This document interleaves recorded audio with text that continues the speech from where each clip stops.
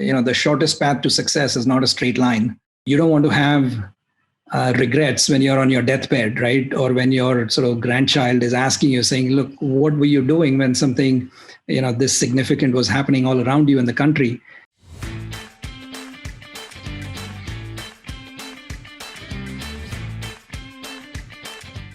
Hello, everybody. This is Disha Lalwani here. I'm a passionate dancer, finance enthusiast, and an optimistic thinker. I've done my schooling at Bombay Scottish School, and now I'm a 2B sophomore at IIT Bombay. I welcome you all to the very first episode of EnTalks, a podcast series initiated by ECEL IIT Bombay. Today, along with us, we have one of our renowned alumni and a special guest, Mr. Beerud Sheth, the man behind two successful unicorns, the co-founder and CEO of the smart messaging platform Gupshop. After studying computer science engineering at IIT Bombay, he went ahead to earn an MS in computer science from MIT. Today, he's also founded Elance, the world's largest online service marketplace, which pioneered the gig economy, and has also played various leadership roles at different stages of the company's growth. Thank you, sir, for taking out your time and joining us today. Thanks for having me. And there's nothing better I can think of doing than hanging out with some IIT friends here. So good to be here. Today, through this podcast, we aspire to dive deep into Mr. Sheth's entrepreneurial journey and take home learnings about the secrets of the success. So I would request you to give a walk through your campus life and the journey from your first year at campus to now. How would you describe the role of the institute and the hostel culture in shaping your character? IIT sort of were the formative years. I have the best memories of being on campus. And I think it was really sort of the foundational experience that allowed me, to do many of the other things that I did. Let's see where to begin, right? I remember literally coming on campus as a freshie, being scared. You've heard these stories about ragging, and then it actually happens. And initially you're sort of afraid of the whole, now maybe these days it's, I think the rules are very different.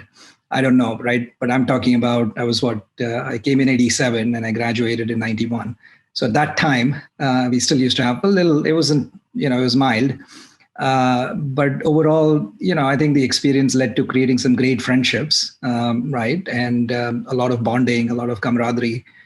So that was really influential. There was really, those relationships were an important part, and they've stayed with me today. And as I'll explain later, all of those relationships are part of, still part of my life and my journey. And then after that, in hostel, whether people would compete and yet collaborate, right?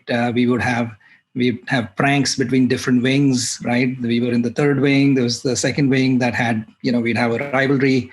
It would be in sports. We'd, do all kinds of crazy pranks, onion bombs, and, sort of creating, all the swearing fights and gully fights and things like that. But, I think it was all, you don't realize it, but after the fact, you don't realize it then. But later on, you see that these relationships really form these strong bonds. Then the PAF, I remember the PAFs, they were very creative. I remember the inter-sports competitions, like in the movie Chichore, right? I remember, what else? All the hostel activities, all the debates that you would have, and so on. And also the late night, study sessions and sharing of notes turn by turn, because only one student has taken the notes, and then you all have to kind of share. So it was a lot of different things, but in the process, both in the hostel and in the department, we really formed some very, very strong relationships. And later on, in fact, when I founded Elance, right, the first person who joined me was an IIT classmate of mine, right, Sanjay Narona. And because, like I said, we had worked on so many projects together, we had done so many things together. He was obviously a high level of trust and a great bonding and so on. So he was my co-founder at Elance. And when I started Gupshop, it was another classmate of mine, Vishy, who also had done we'd done a lot of projects and all kinds of things together, right? So it's sort of these relationships that really stand the test of time. and also continue to play a part of my professional life. Apart from that, I think you work on many challenging problems, and having done competitive projects and difficult projects at IIT, I mean, it feels, the rest of the world feels a lot easier. It's not challenging anymore because you've gone through, between JE and also the IIT experience, you've dealt with a lot of stuff and you're prepared for it, right? So I think just dealing with difficult, complex things is also great. And then it's not just the academic things, but even the interpersonal things, right? When you're like all the hostile competitions that we would have, elections, for example, right? Or you're creating teams, and there would be, I don't know, politics and things like that. But whatever it is in the process, you're learning how to do, how to collaborate, how to deal with people. Some people may not like you, or maybe competitors, or maybe adversarial, but you still have to learn how to deal with it. And all of business and all of real life is really, you have to negotiate, right, with your team members, with your competitors, with other companies, and whether they like you or don't like you, you still have to deal with everybody, right? So I think all of those lessons are still an important part of my life, right? So I think it was just between great relationships, challenging academic situations, interpersonal relationships and interactions. I think a lot of the foundational skill sets and experiences were all sort of done at IIT. So, I mean, I could go on for hours, but I think maybe let me know if you want me to dive deeper into something. Thank you, sir. It was really good to know about the wonderful days you had at IITB and the shaping and how it played a major role in shaping personality today. Those are surely some memorable days and would have got you nostalgic too. Yeah. I would like my audience to know about Mr. Sheth's great academic career. He's come first in National Talent Search at the secondary school level, and he came third in Indian Math Olympiad, and then went ahead as a top ranker in the IIT entrance exam, and now is a silver medal winner at IIT, and then came MIT. These high scores have always, even in academic life, so successful. He goes ahead to inspire us. I mean, I don't know. What would you like me to tell you about it? I guess I was fortunate. A lot of hard work, but you can't worry too much about how these scores come out. So, but yeah, I mean, I think I really enjoyed problem solving. Right, I used to enjoy puzzles. And that's how it kind of all started, right? So if you remember, like Bombay Talent Search and National Talent Search is very puzzle oriented. They used to have something called mental ability competition. I don't know if they still have it, but really it was just all puzzles. Like you have word puzzles and encryption problems and different things. And then even Math Olympiad was essentially just puzzles. I mean, yeah, it's a little bit of math in there, but it was just solving. And then when you think about even computer science, a lot of it is just algorithms and heuristics and tricks. And and once you sort of have the right frame of mind, it just becomes a lot easier. So I genuinely liked it. I mean, I enjoyed, sort of solving these things. So I really used to enjoy it. And I guess it was, I was fortunate to have a great sort of academic track record, which, it did matter in those days, in my IIT days and so on. But once you come on out, I mean, it matters less, right? It matters less because, what you realize in the real world is that sort of intelligence is a threshold function, right? Meaning if you're smart above a certain level, which I think every IITian is, and so on, then beyond that, it doesn't matter whether you were first, fifth, or 10th. It's sort of, because on a day-to-day basis, it's not like I'm solving calculus or some advanced, sort of quantum theory or anything like that. I mean, you're just really solving basic things. But all the preparation that we went through and all the challenging academics that we dealt with was, it really prepares you. And then you say, okay, look, it's not as hard as anything I've done before, so it's no problem. I'm sure I can figure it out, right? Even if it's a difficult problem. So I think it gives you that sort of confidence. Yeah. Recently, Gupshup has crossed $1 billion in valuation and is now one of the few Indian unicorn ventures. Gupshup has delivered over 250 billion messages, and it now supports over 6 billion messages per month across 30 messaging channels. It is being used by 30,000 developers worldwide. So, what have been the major changes in operations and product development since this milestone? Oh, obviously with a lot of this funding, with more funding comes higher expectations, and you have to build more product, and you have to grow faster, and you become a lot bigger, and so on. So we are working on that.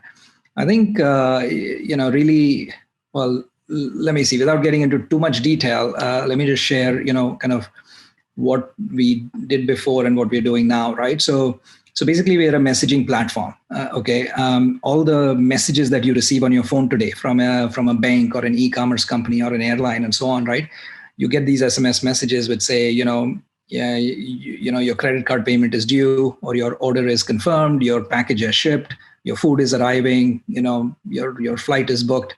You get all these SMS messages. Well, most of these businesses, they use Gupshop. They connect to Gupshop to deliver that message, and then we then deliver it through the mobile operators to all the consumers, right? So these are hundreds of millions of consumers that we deliver messages to.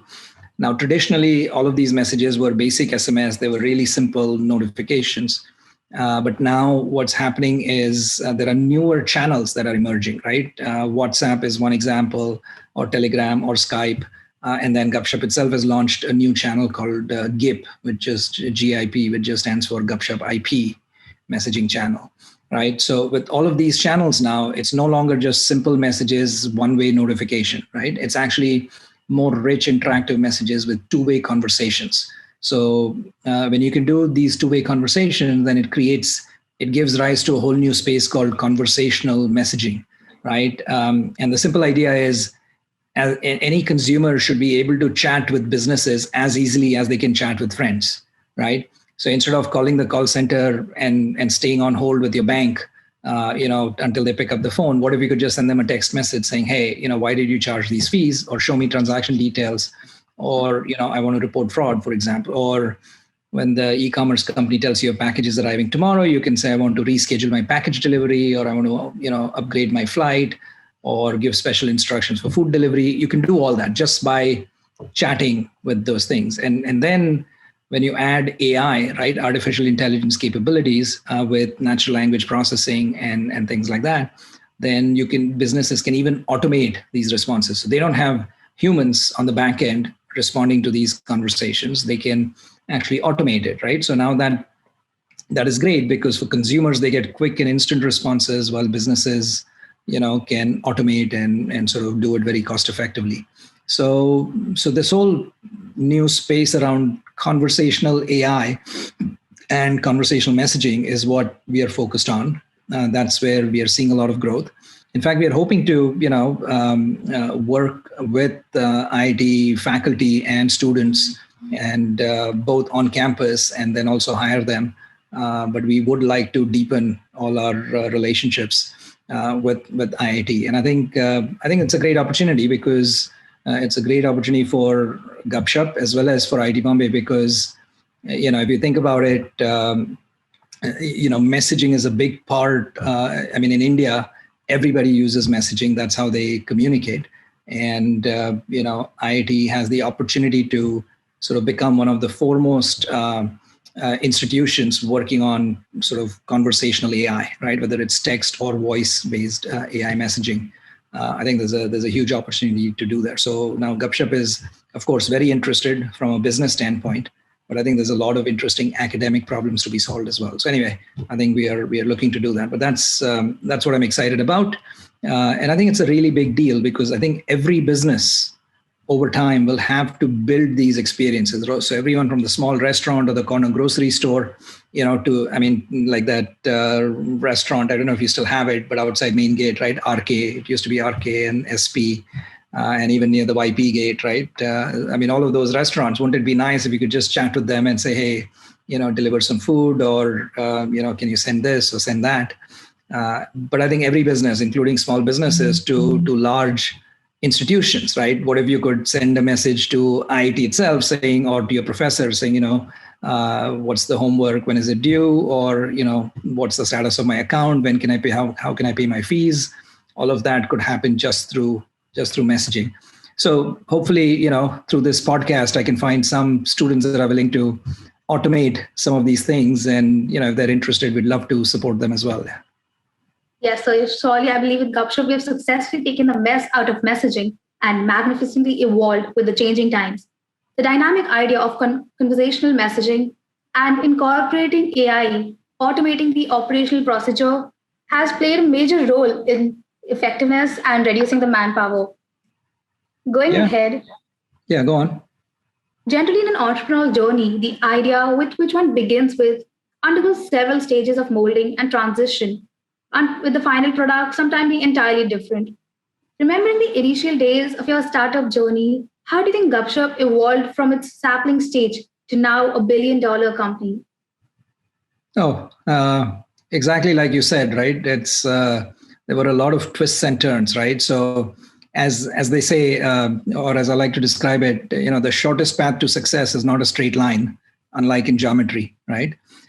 Because typically there's a lot of zigging and zagging along the way, to kind of get there. So in fact, in the early days, so when Gupshop started, we certainly saw the power of mobile phones, right, and of SMS, because SMS is truly ubiquitous. You can use SMS to reach hundreds of millions of people, right? So that's the power of SMS. And in the beginning, actually, we started with a consumer-driven model where it was a little bit like Twitter, right, where anybody could publish their thoughts and then others could subscribe to receive those messages. And we launched about the same time as Twitter, right? So it was literally the same idea. But because they started in the West, it became a web product while we remained an SMS product in India.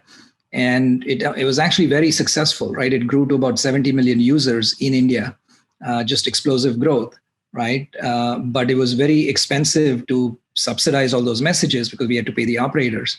And, there was some new regulations which prevented us from putting ads in it. So now it was too expensive to subsidize and we could not monetize. So we said, okay, yes, it's successful, but we cannot convert it into a viable business. So we pivoted, we changed our strategy, saying, okay, let's find somebody who can pay for this, right? Why don't we work with large enterprises, right? A large bank or a large, airline can pay for the messages that they send to their customers. So that's what we did. We sort of stopped the consumer service, focused on the enterprise thing. And then even when we did that, I think there were a lot of twists and turns, some regulatory changes, some new technology that came in. We had some near-death experiences. But you just have to persevere through it. It's a little bit like, you get, I remember one of the courses I got a BC in my second semester. And then you're like, okay, are you going to be frustrated and disappointed? And it was a funny reason that happened because I didn't wake up in time and I reached a 1 hour exam half an hour late. So I was, I couldn't, I was able to salvage a BC. This was the end sem, actually. It was sort of an important exam, right? So, but, do you get depressed or do you say, okay, next semester, I'm going to use that as motivation? And, it's the same thing here, right? So like I said, you've been through it. So we had some near-death experiences in our startup journey as well. And was, but I think we continued with it. We persevered. We said, okay, look, let's not worry about what we can't control. We'll focus on what we can control. And we continue to innovate, continue to build out our product, and also build some new services and so on. And over time now, we are sort of one of the leaders in this conversational messaging space. We are one of the innovators. We have a lot of new services and new features that enable it, right? So I think there's over the last year and a half, we've had some substantial growth. Now, of course, the pandemic has been a health sort of tragedy, but in a way, it also pushed businesses to adapt and to go from offline to online, right? To go from physical to digital, because nobody's walking into the restaurant, they're not coming into the bank branch. All the transactions are happening digitally. So now they need to do more messaging, and we have the platform to enable that, right? So our business has grown a lot, our revenues have grown, and therefore, investors got interested in the space and they invested in us.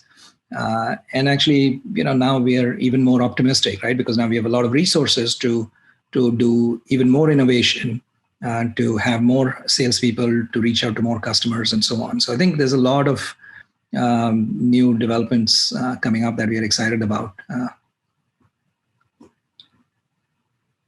Yes, so surely those are some wonderful insights and would benefit our entrepreneurship enthusiastic audience. The idea to stay focused and not get distracted. The thought of once you have a clear vision and conviction, then everything else is just a noise.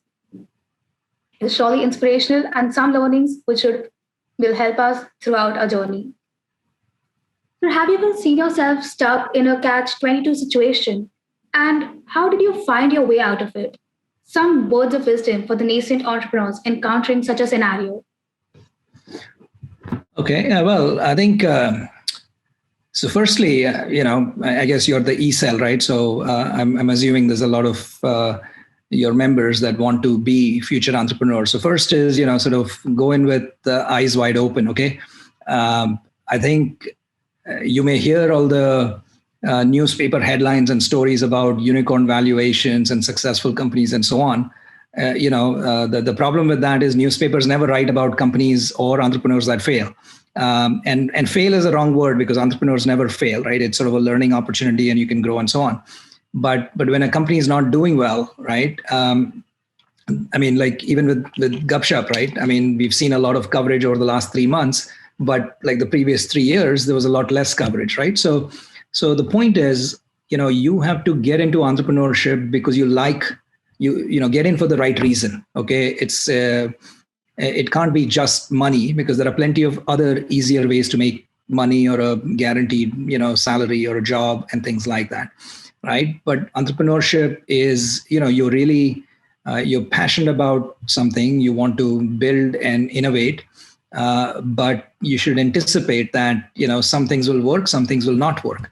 And when it doesn't work, it can be, it's a roller coaster ride, right? So the highs are very high, the lows are really low.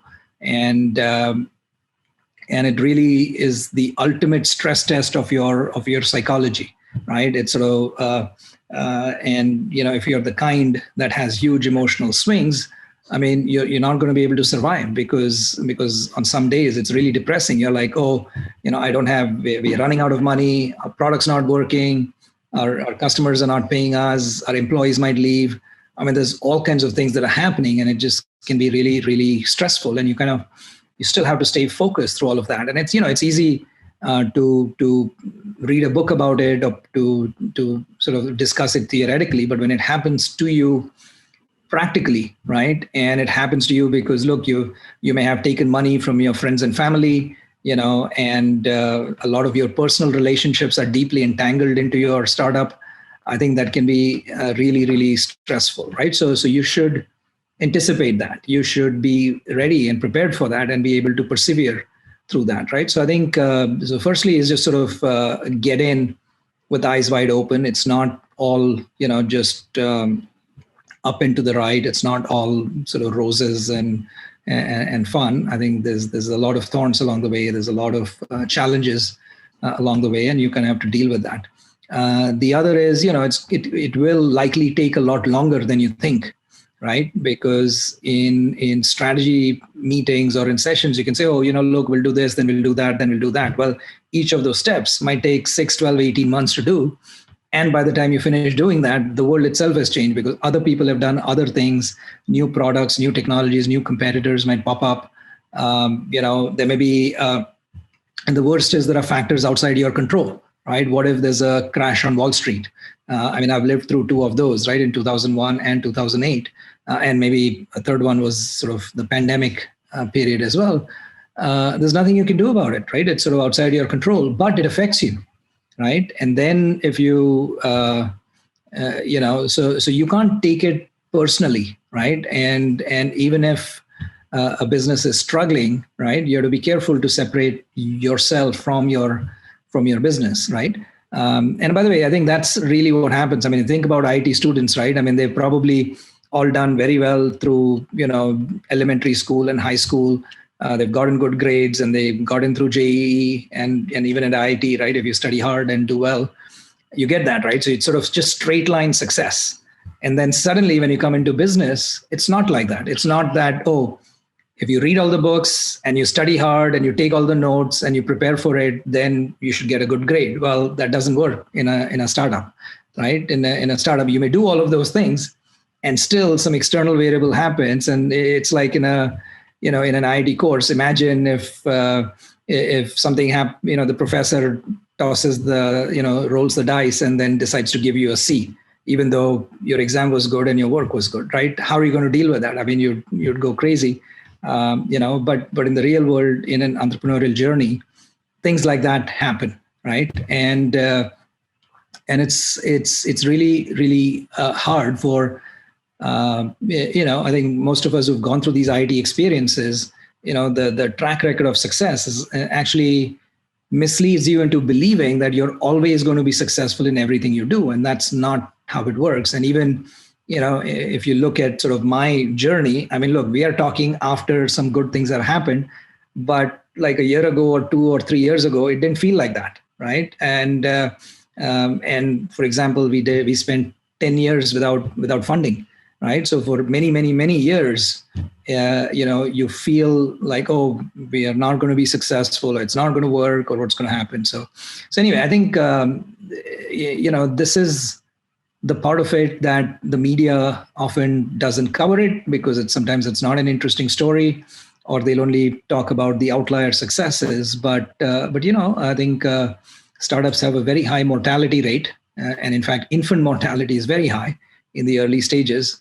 And the tech space in general is a very dynamic space. There's new technologies, new competitors, new investors, new kinds of disruptions happening, and so on. So you really, and I'm not trying to scare anybody away from entrepreneurship, or maybe if you're scared, then maybe you were never meant for it, right? But this is the reality. This is what it is, and you kind of have to be prepared for it going in.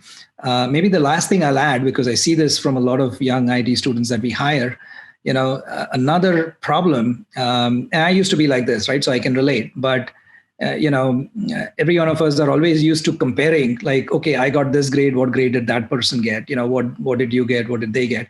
Or I got this placement, what placement did you get? I got this salary, what salary did you get? And sort of everything is sort of monotonically increasing, and everybody is comparing and competing. And everybody wants to stay, in range or in line with everything else that's going on.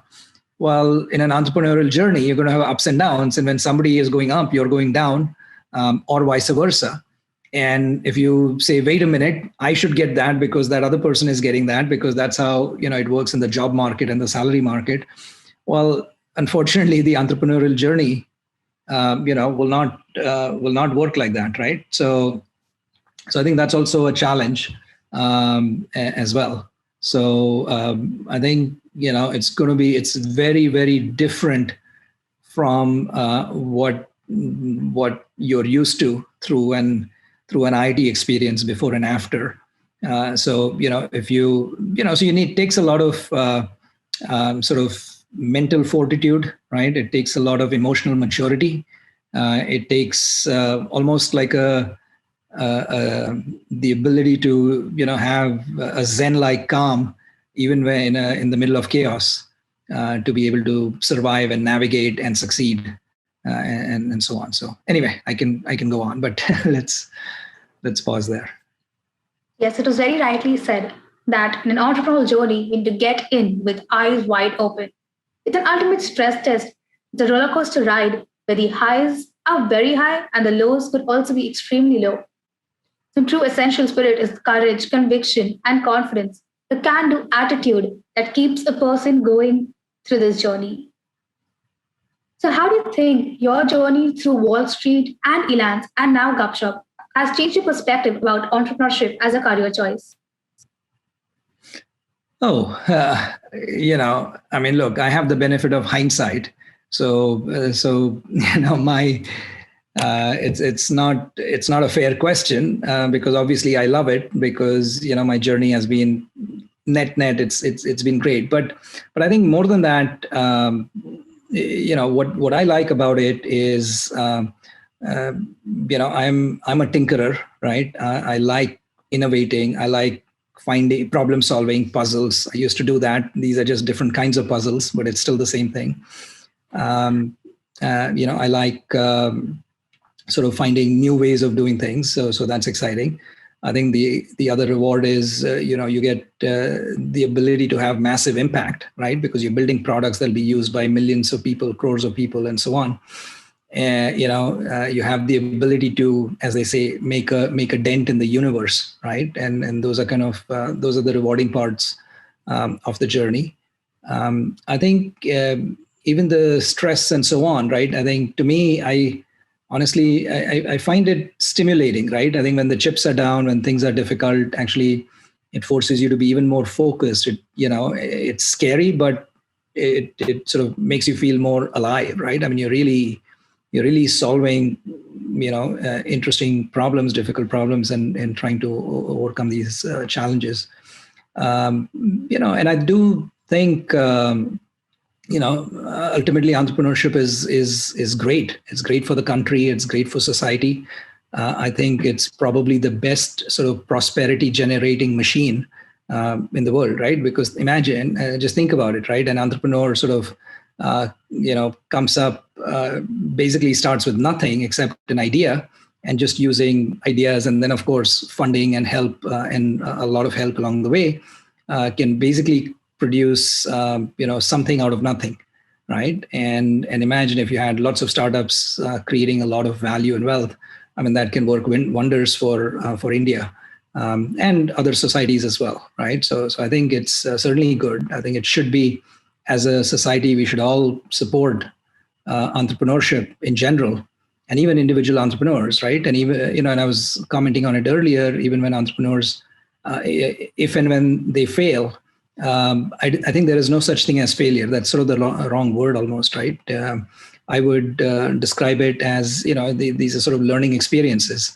It's a little bit like, look, I mean, entrepreneurship is a little bit like, it's sort of a search problem, right? Meaning, imagine you have a field and there's some gold buried somewhere, and there's a bunch of people looking for that gold, right? And you don't know, nobody knows where it is, right? So you kind of look here, you look there, you look in different parts, and somebody might use a breadth first search strategy or a depth first search strategy or some other heuristic to say, okay, I think it's there, I feel it's there, and so on. Or, some people will get together with friends and say, okay, you look there, I look here, and then whatever we make, we'll divide it up, right? I mean, there could be many different strategies, but ultimately only one person or a few people will sort of hit the jackpot. It doesn't mean that the other guys failed, and one person succeeded, even though that's the outcome. But they learned, and of course, in entrepreneurship, you're using a lot of judgment and intuition to develop it, right? So I think it's just been a great journey overall. Another thing is, I would probably have been a bad employee as well. I mean, I'm just joking, but it's sort of hard to. I'd be asking too many questions, like, why are we doing this? Why not that? This is a better way to do it. How about that? Have you thought of this? And so on. And I think I did have a job for 4 or 5 years. And I sort of realized quickly I would not make a very good employee, but I think entrepreneurship has sort of worked out well. But again, right, because of those reasons, when even at Gupshop, we have a very entrepreneurial culture. So even if sort of I'm the co-founder, but every person in the company has a lot of ability to come up with new ideas and creative things and build out a lot of opportunity and so on, right? So I think we like to maintain that culture. And a lot of large companies, have successfully done that too. So yes, so it's truly said that there's no such thing as failure in entrepreneurship. The event could have failed, but not the person. One does get an A for efforts, and the learnings acquired during the path stays with us. So throughout this journey, there might have been several turning points. Which turning point do you think has influenced you the most? Coming to IIT, maybe? I don't know. No, I mean, I think you probably meant the entrepreneurial journey. I don't know. I think there are so many, right? And the other is I try not to sort of dwell on the past, right? In the sense that, yes, you want to learn your lessons and you want to keep moving on. and you focus on the future, right? You sort of don't worry about the past, and so on, right? But I think I don't know if there are sort of major turning points so much as there's a lot of lessons that you learn along the way, and you sort of use every one of those as a learning opportunity, right? So, I mean, I don't know, coming into IIT, right? You realize there's a whole bunch of smart people all around you, and I think you need to do even better, or be more creative, or think differently, and so on, because it's a very high bar to succeed. Or when I went from IIT to MIT, right, it was kind of funny. Again, at IIT, they tell you what courses to take. Maybe it might have changed now, but at MIT, I mean, or in grad school, you're completely free to decide what you want to do, right? So that alone was a big turning point, because I'm like, okay, I have to now figure out for myself, what courses I want to take, what major I want to do, what minor, and so on. I went, unlike many others, I sort of ended up working on Wall Street, which was again a big turning point and a lesson for learning, negotiating, and the value of money, and how deals are done, and things like that.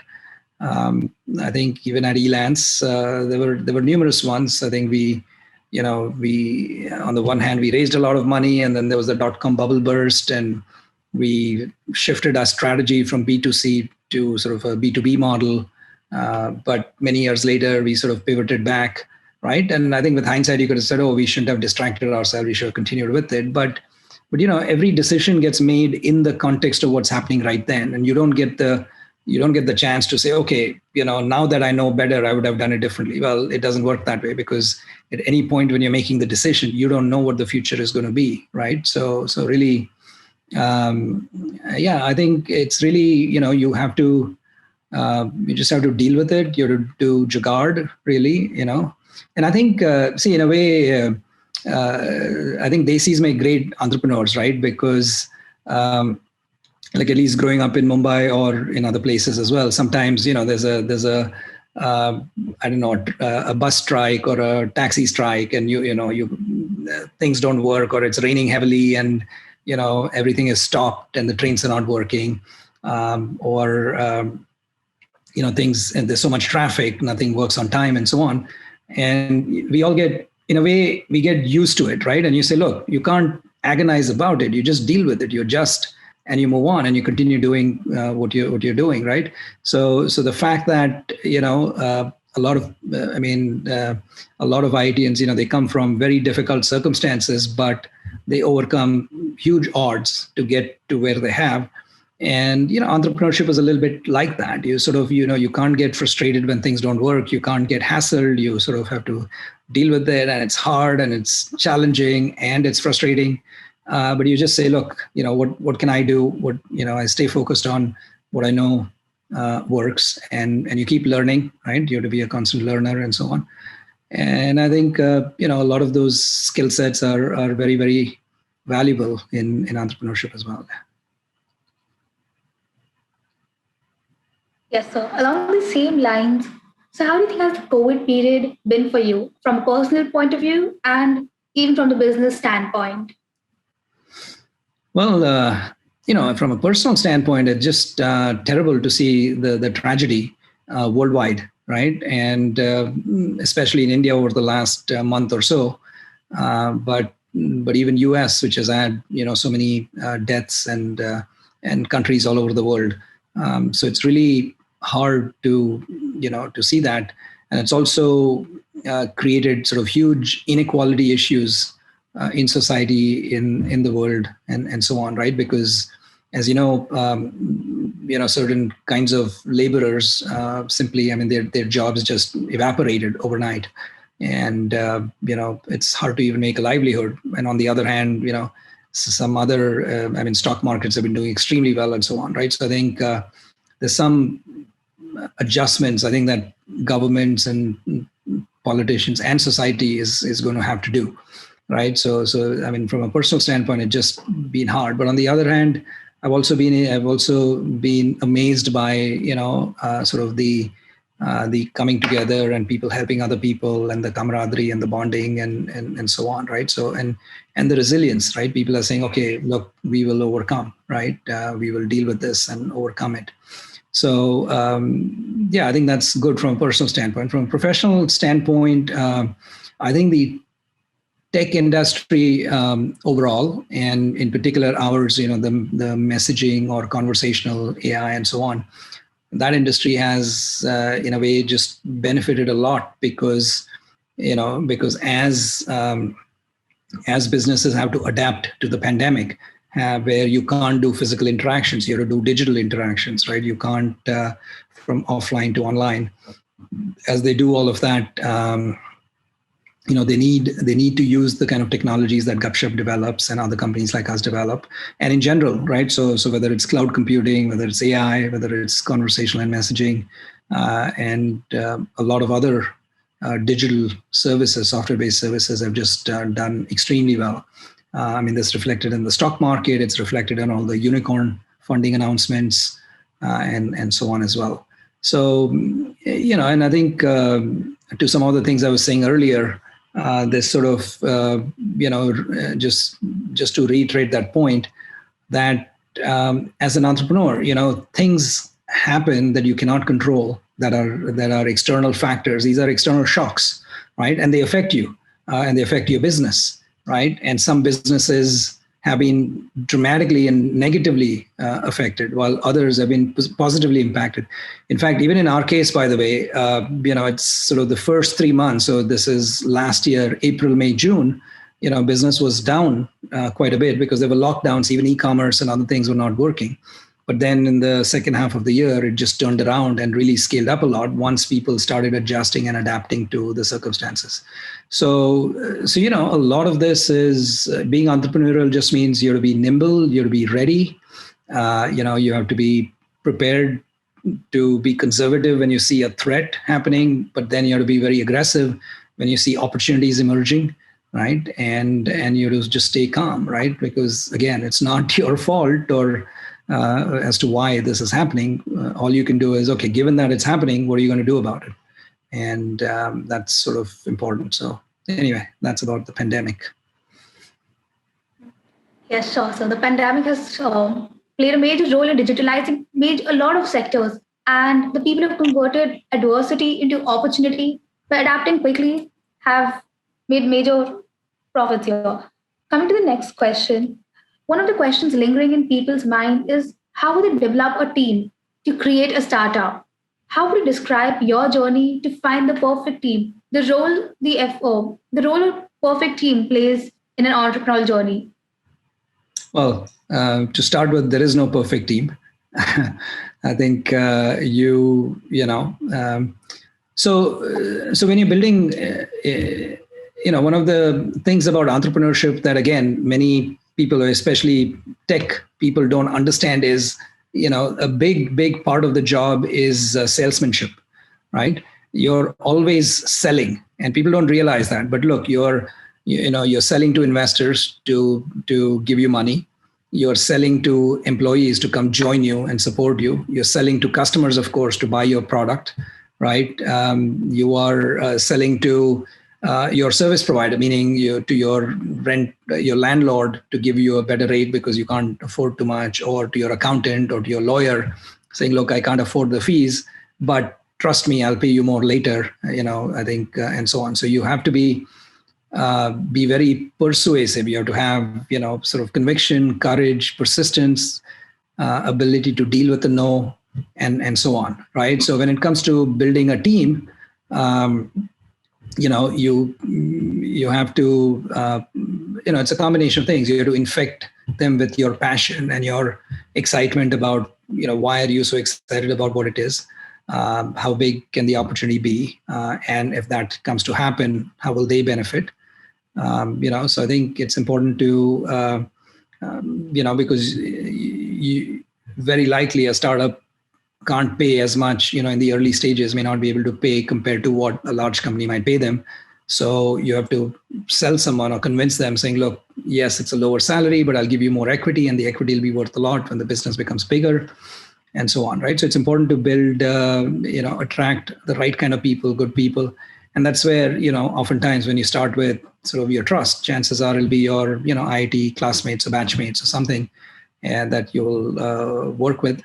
But even beyond that, as you're building the team, another important thing is make sure you hire the right kind of people, right, who have the right attitude, which is they're flexible, they're entrepreneurial, they're nimble, and so on, right? You don't want too many egos and personalities.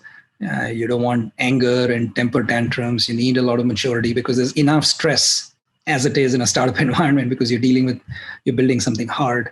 You want to minimize internal stress as much as possible, so you can focus on the external stress.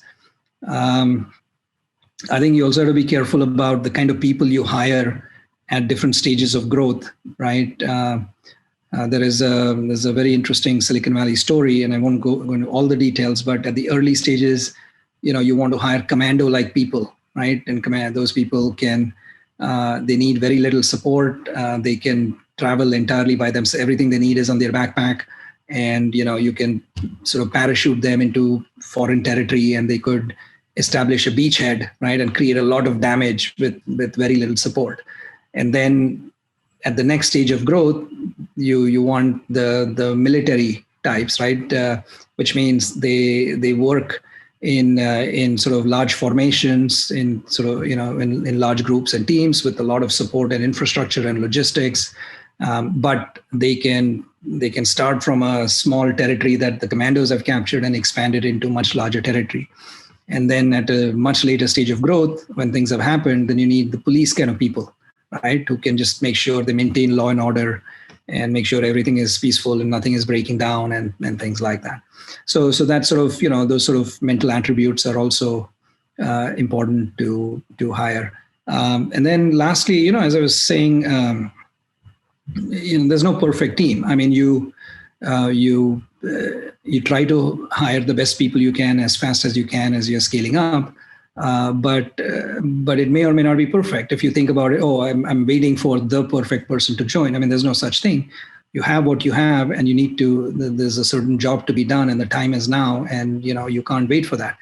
But on the other hand, I've been very pleasantly surprised and impressed by, when you have good, smart people and they get an opportunity, they can they rise up to the occasion. They can do more than you thought they would, right? So giving people a chance to do more. I mean, that's really the thrill of working in startups, right? That you get to have more impact, much more than your years of experience and so on, right? So I think that's sort of the team. And maybe the last thing I'll say is it's important to think about and to define a culture, right? And culture really means kind of the values or the rules of engagement, right? Or the way in which everybody's going to work together. Yes, so this is greatly insightful.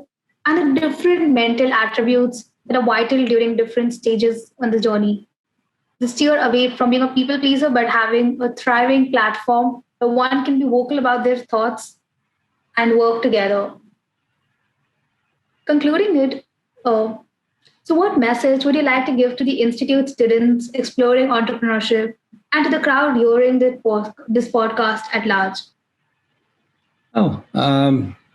If you want to be an entrepreneur, if you feel an urge, by all means, go for it. It is, it's great for you. It's great for society. It's really a powerful instrument of change, right? The most important thing is the can-do attitude, the ability to, you have to go in with the attitude of, okay, I'll overcome whatever challenge comes along the way.